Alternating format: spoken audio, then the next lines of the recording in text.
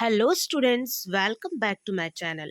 Students, यहाँ आपके सामने है कक्षा 8वीं का विषय गणित का एक अभ्यास प्रश्न पत्र, जिसका कि सेट नंबर 1 हम पिछले वीडियो में कवर कर चुके हैं। इसमें हम सेट नंबर 2 को कवर करेंगे। इसमें मैं आपके सारे ऑब्जेक्टिव टाइप क्वेश्चन और सारे जो आपके यहाँ पे जो 2 और 3 अंक के क्वेश्चन हैं, उन सबको मैं यहाँ पे कंप्लीट आपको यहाँ सॉल्यूशन देने वाली हूँ। वीडियो में एंड तक बने रहिए, साथ में वीडियो को ज़्यादा से ज़्यादा लाइक और शेयर ज़रूर करिए। इस जो मॉडल पेपर है, सैम्पल पेपर है, इसके अंदर उन क्वेश्चंस को रखा गया है जो आपके कल के एग्ज़ाम के लिए बहुत ज़्यादा इम्पॉर्टेंट है। तो चलिए, हम यहाँ पे टाइम वेस्ट किए बिना ही जल्दी से वीडियो को शुरू करते हैं और देखते हैं यहाँ पे कि जो क्वेश्चन नंबर फर्स्ट है वो आपका क्या कह रहा है। तो क्वेश्चन नंबर 1 जो है यहाँ पे बहुविकल्पीय प्रश्न आपको दिए गए हैं, प्रश्न क्रमांक 1 से लेके 5 तक, और ये जो है यहाँ पे 4 विकल्प दिए गए हैं। प्रत्येक प्रश्न के लिए आपका 1 अंक निर्धारित यहाँ किया गया है। तो हम देखेंगे प्रश्न क्रमांक 1। प्रश्न क्रमांक 1 है तो 2y is equal to 5y minus 21। तो इसका क्या हल होगा? तो इसका जो आपका आंसर है वो हो जाएगा ऑप्शन नंबर सी, 7। इसको आप हल करेंगे तो उत्तर आपका कितना आएगा? 7 आएगा। उसके बाद प्रश्न क्रमांक 2 है 4 सेंटीमीटर लंबाई वाले घन का वृत्त पृष्ठीय क्षेत्र क्या होगा? तो इसका दूसरे नंबर का जो आपका क्वेश्चन है, उसका जो आंसर है वो आपका हो जाएगा 64, यानी कि 64। ठीक है। उसके बाद फिर आते हैं प्रश्न क्रमांक 3 पर। तो प्रश्न क्रमांक 3 कहता है कि एक घनाकार बॉक्स का आयतन होगा जिसकी लंबाई, चौड़ाई, ऊंचाई क्रमशः 2p, 4q और 8r है। तो इसका जो आंसर हो जाएगा वो हो जाएगा ऑप्शन नंबर ए, यहाँ पे 64pqr। ठीक है। उसके बाद आते हैं प्रश्न क्रमांक 4 पे। निम्न में से कौन सा विचरण क्रमानुपाती नहीं है? तो इसका जो आंसर है वो आपका हो जाएगा ऑप्शन नंबर डी, क्या त्रिज्या घटने पर वृत्त का क्षेत्रफल। ठीक है। उसके बाद आते हैं प्रश्न क्रमांक 5 पर। रेखा आर एक ऐसे आंकड़े प्रस्तुत करता है जो समय के साथ लगातार, तो इसका जो आंसर हो जाएगा वो हो जाएगा बदलते रहते हैं। तो अब यहाँ पे 5 क्वेश्चंस थे, तो इनका हमने सही उत्तर जो है वो देख लिया। अब आते हैं हम रिक्त स्थानों की पूर्ति कीजिए, जो कि आपको देखने के लिए मिलेंगे प्रश्न क्रमांक 6 से लेके 10 तक। तो आइए यहाँ पे हम इनके उत्तर देख लेते हैं। प्रश्न क्रमांक 6 है, किसी ठोस का पृष्ठीय क्षेत्रफल उसके फलकों का क्या होता है? तो यहाँ पे हो जाता है उनके फलकों के क्षेत्रफलों का योग होता है। ठीक है। तो ये करेक्ट आंसर हो जाएगा, क्षेत्रफल का योग होता है। फिर है, एक पदी को एक पदी से गुणा करने पर हमेशा कौन सा व्यंजक प्राप्त होता है? तो हमेशा एक पदी व्यंजक प्राप्त होता है। तो यहाँ एक पदी इसका उत्तर हो जाएगा। ठीक है। फिर है 8वां, जहाँ एक राशि दूसरी राशि को प्रभावित करती है तब प्रभावित राशि क्या कहलाती है? प्रभावित राशि नई राशि कहलाती है। ठीक है। उसके बाद है प्रश्न क्रमांक 9, 2 अंकीय संख्या 26 का द्वंद्व योग होगा। तो ये जो प्रश्न क्रमांक 9 है, इसका उत्तर हो जाएगा 39 और 13। फिर उसके बाद 10वां है, जीएसटी का माल की आपूर्ति, सेवा या खाली स्थान पर लगाया जाता है। तो इसका हो जाएगा उत्तर आपका मूल्यों। ठीक है। तो ये आपके सही उत्तर हो गए, जो कि आपके रिक्त स्थानों की पूर्ति में प्रश्न पूछे गए थे। अब फिर हम फटाफट आगे बढ़ते देखते हैं आपके अति लघु उत्तरीय प्रश्न। तो इनके आपको हल करना है। तो पहला क्या है, 3 पद वाले व्यंजक को क्या कहते हैं? तो कहते हैं त्रिपदी व्यंजक। ठीक है। उसके बाद दूसरा है, यहाँ पे मतलब कि जो क्वेश्चन है वो 12वां है, लेकिन अति लघु उत्तरीय का दूसरा है। 2 पद वाले व्यंजक को क्या बोलते हैं? तो द्विपद व्यंजक। ठीक है। उसके बाद फिर है 625 का वर्गमूल बताना है। ठीक है ना। तो यहाँ पे आपको 625 का यहाँ पे वर्गमूल निकालेंगे तो कैसे लिखेंगे इसको? 25 का वर्ग, तो वर्ग से यहाँ वर्गमूल कट जाएगा, तो कितना उत्तर आ जाएगा? 625 का वर्गमूल हो जाएगा 25। ठीक है। अब उसके बाद प्रश्न क्रमांक 14।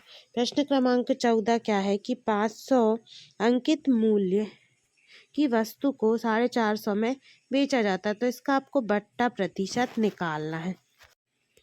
देखिए, तो यहाँ पे क्या है ना कि 5 अंकित मूल्य वाले की वस्तु को जो है 450 में बेचा, तो यहाँ बट्टा कितना होगा, 50 होगा। फिर क्रय मूल्य कितना है, 500।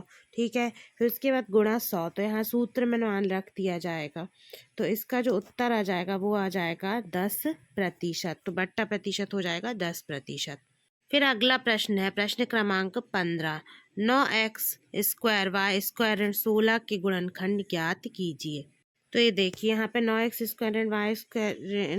y² 16। तो यहाँ पे आप क्या करेंगे, आपकी 9x y पूरे का स्क्वायर लिख देंगे, इसको ऋण, इसको 16 को लिख लेंगे 4 का स्क्वायर। तो a का वर्ग ऋण b के वर्ग से ये हल हो जाएगा। तो बराबर क्या होता है, a धन b और a ऋण b। तो इसी तरीके से इसको भी लिखेंगे हम। क्या लिख देंगे यहाँ पे हम, 9 नहीं होगा, यहाँ पे 3x y का पूरे का वर्ग हो जाएगा। ठीक है ना। तो यहाँ पे हम क्या लिख देंगे, 3xy ऋण 4 और 3xy धन 4। यहाँ पे आपके दो गुणनखंड हो जाएंगे, 3xy धन 4 और 3xy ऋण 4। ठीक है, आगे पीछे इनको लिख सकते हैं। अब है यहाँ पे प्रश्न क्रमांक 16। निम्नलिखित एक पदी युग्म के रूप में लंबाई एवं चौड़ाई रखने वाले आयत का क्षेत्रफल ज्ञात कीजिए। तो ये दिया है इसका मान। तो देखिए ये रहा इसका हल, यहाँ पे इन दोनों का गुणा हो जाएगा, तो ये आ जाएगा 100x² y²। क्योंकि यहाँ पे जो क्षेत्रफल है वो होता है लंबाई गुणित चौड़ाई, तो यहाँ पे ये गुणा करके इसका उत्तर है। फिर आ जाते हैं हम लघु उत्तरीय प्रश्न पे, जो कि है 17 से 22 तक। तो इसमें है नीचे दिए गए प्रश्नों को हल करना है। तो 17 क्या है, समीकरण के रूप में बदल कर हल कीजिए। तो ये देखिए ये लिखा है, इसको समीकरण के रूप में बदल के हल करना है। तो देखिए यहाँ इसका मान रखा, फिर इसको हल कर दिया, तो यहाँ पे जो आया बराबर हो जाएगा 1.25। ये इसका उत्तर होगा। फिर है प्रश्न क्रमांक 18। हल कीजिए। यहाँ पे दो पक्ष दिए हुए हैं, तो इनको हल करना है। तो देखिए एक तरफ दिया गया 5x धन 7/2 बराबर 3/2x ऋण 14। तो यहाँ पे ये इस तरीके से यहाँ पे लघुत्तम ले लिया जाएगा और फिर नीचे हल कर दिया जाएगा। यहाँ पे इसको पक्षांतर कर दिया 3/2x को। ठीक है, और इस तरफ यहाँ पे 7/2 को पक्षांतर कर दिया। ठीक है, तो यहाँ पे अचर मान हो गया, यहाँ पे चर। फिर उसके बाद इनको हल किया। हल करने के बाद नीचे यहाँ पे 5x बराबर मान लिख दिया, और फिर 5x बराबर मान लिखने के बाद यहाँ पे x बराबर हो गया। फिर उत्तर यहाँ पे हम देखेंगे तो आपका आ जाएगा उत्तर ऋण 29/10। फिर है प्रश्न क्रमांक 19। सबसे छोटी संख्या ज्ञात करो जिसमें 704 से भाग देने पर एक पूर्ण वर्ग बन जाए। ठीक है, सबसे पहले यहाँ पे आप 704 का लासा निकालेंगे। उसके बाद यहाँ पे अभाज्य गुणनखंड करने पर आएगा आपका कि यहाँ पे ये होंगे अभाज्य गुणनखंड। तो इन संख्या में 11 3 3 के समूहों में नहीं है, क्योंकि 4 चौके 16 चौके 64। तो इसलिए यहाँ पे 704 को 11 से भाग देने पर एक जो है वो पूर्ण घन प्राप्त होगा, क्योंकि 64 जो है वो 4 का घन करने पे प्राप्त होता है।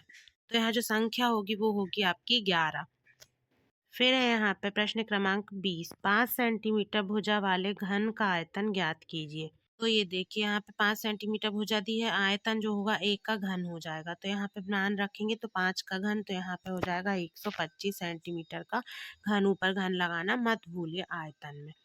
फिर आ जाते हैं प्रश्न क्रमांक 21 पे। तो प्रश्न क्रमांक 21 में है, किसी संख्या को 2 गुना करने पर 100% की वृद्धि होती है, आधा करने पर 50% की हानि ज्ञात कीजिए। देखिए संख्या को 2 गुना करने पर मान लिया कि संख्या जो है वो 2x होती है, और 1 गुना जो जो सामान्य संख्या है वो क्या है, x है, और 2 गुना करने पर 2x।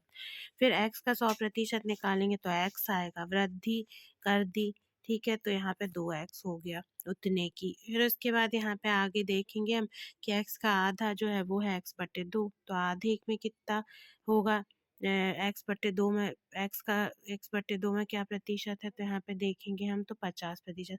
इस संख्या को आधा करने पर 50% की ही हानि होगी। प्रश्न क्रमांक 22 है, 49x² 36 के गुणनखंड याद कीजिए। तो देखिए आपको क्या करना है, इसको भी ऐसे करना है, 7x का पूरे का वर्ग लिखना है, क्योंकि 7 7 49 होता है। और फिर यहाँ 6 का वर्ग लिख देना है। तो यहाँ पे देखिए a का वर्ग ऋण b का वर्ग जैसे मैंने बताया था, तो हो जाएगा 7x धन 6 a धन b और a ऋण b से, और यहाँ हो जाएगा 7x ऋण 6। तो ये हो जाएगा इसका उत्तर, क्योंकि यहाँ सूत्र भी लिख दीजिए आप कि a का वर्ग ऋण b का वर्ग बराबर a धन b और यहाँ पे a ऋण b। ठीक है। अब उसके बाद हम आते हैं दीर्घ उत्तरीय प्रश्न पर। तो दीर्घ उत्तरीय प्रश्न में तो यहाँ पे आपको प्रश्न क्रमांक 23 से 26 तक दीर्घ उत्तरीय प्रश्न। 23 में है क्या, यहाँ पे एक मान दिया गया एक पक्ष में बराबर है इसके, तो इसकी जांच करना है। तो ये देखिए यहाँ पे पहले तो आपको दोनों पक्ष लिख लेना, दोनों पक्ष को लिखने पे आपको इसको यहाँ पे हल कर देना है कोष्टक। तो ये देखिए ये धन हो गया, और यहाँ पे आगे हल करेंगे तो यहाँ पे भी आपको क्या किया है इन्होंने कि यहाँ पे ऋण और ऋण को धन कर दिया। फिर उसके बाद यहाँ पे हम देखेंगे कि ऋण 2/3 को फिर यहाँ पे नीचे अंदर इनका लघुत्तम लेना है, और यहाँ भी यहाँ लघुत्तम ले लेना है। फिर आ जाएगा यहाँ ऋण 2/3 धन 3/10, और यहाँ आ जाएगा 2/15 ऋण 1/2। फिर इनको हल करना है, 15 दूनी 30 और यहाँ 10 दिया 30, दोनों का लघुत्तम जो है वो 30 आएगा। उसके बाद हल करने पे ऋण 11/30 और ऋण 11/3 दोनों पक्ष जो है वो समान आ जाएंगे। यहाँ पे इसके उत्तर की जांच हो गई। उसके बाद फिर 24 हम देखेंगे कि किसी समांतर चतुर्भुज के दो आसन्न कोणों का अनुपात जो है वो 2:3 है। समांतर चतुर्भुज के सभी कोणों की माप ज्ञात कीजिए। तो ये देखिए सबसे पहले तो यहाँ पे अनुपात लिखेंगे कि 2:3 है। तो 2:3 को मानेंगे कि कोण है 2x और 3x। ठीक है। उसके बाद हम जानते हैं कि समांतर चतुर्भुज के आसन्न कोणों का योग 180 अंश होता है, और इसके सम्मुख कोण भी आपस में बराबर होते हैं। ये चीज़ आपको ध्यान में रखना है। तो यहाँ पे आप लिखेंगे तो 2x धन 3x बराबर 180 अंश। फिर उसके बाद x का मान यहाँ पे 36 निकल आएगा। फिर कोण a बराबर 2x है तो 36 का 2 गुना 72 हो जाएगा। कोण b बराबर 3x है तो 36 का 3 गुना 108 हो जाएगा। तो कोण a बराबर c हो जाएगा, क्योंकि सम्मुख कोण बराबर होते हैं। तो a और c 72 हो जाएंगे, और b और d कितने हो जाएंगे, यहाँ पे b 108 है तो b और d भी 108 हो जाएंगे। यहाँ पे तो देखिए चारों कोणों का मान यहाँ पे निकल आए कि a और b, फिर उसके बाद यहाँ पे c और d। इस तरीके से आपको यहाँ पे एक डायग्राम भी बना देना है। ठीक है ना, इस तरीके से। फिर यहाँ प्रश्न क्रमांक 25। प्रश्न क्रमांक 25 है 5 सेंटीमीटर त्रिज्या वाले बेलन का आयतन ज्ञात कीजिए। देखिए यहाँ पे ना आपको लंबाई भी आएगा। मान के चलिए कि यहाँ पे 5 सेंटीमीटर त्रिज्या है, और मान लिया कि 12 सेंटीमीटर लंबाई है, ऊंचाई है। तो ऊंचाई के हिसाब से यहाँ पे जो सूत्र है वो होता है पाई r स्क्वायर h, बेलन का आयतन। ठीक है।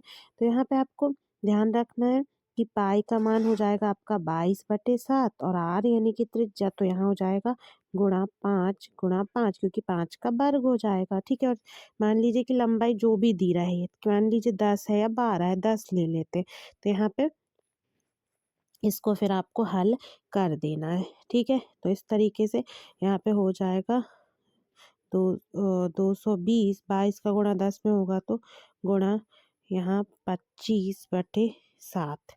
ठीक है। इसको आपको हल कर लेना है, आपके लिए है। तो मैंने आपको बता दिया कि किस सूत्र में आपको मान रखना है। ठीक है। उसके बाद यहाँ पे मतलब थोड़ा सा मिस प्रिंट है, यहाँ पे आपको h का मान भी लिखा आएगा, जिसको आपको पाई r स्क्वायर h के सूत्र में लिख देना है। फिर है चतुर्भुज पी क्यू आर एस में x का मान ज्ञात कीजिए। यहाँ दिया है x ऋण 20 एक कोण। तो इसको इस तरीके से करना। मान के चलिए कोई भी कोण दिया है तो आप बाकी के कोणों का मान अपने मन से मान सकते।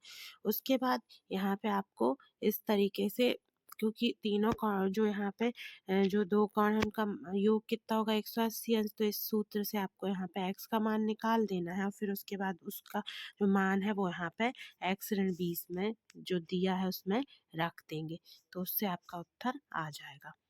तो ये था आपका मॉडल पेपर, जिसमें मैंने सारे क्वेश्चंस को कवर करवा दिया। वीडियो को ज़्यादा से ज़्यादा लाइक कीजिए। Thanks for watching this video.